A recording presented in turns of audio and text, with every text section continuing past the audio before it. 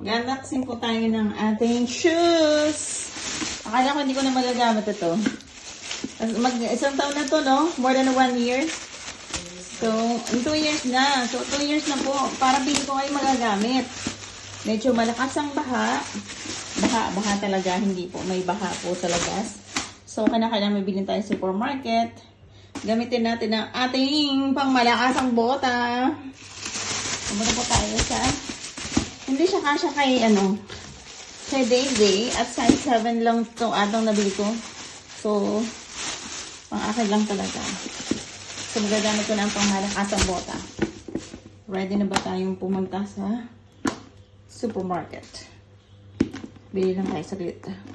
Or makikichismis tayo kung ano nangyayari kaganapan sa labas ng bahay. At ito na nga, para siyang sinukat. Ready na tayo. Ready na tayo umalis.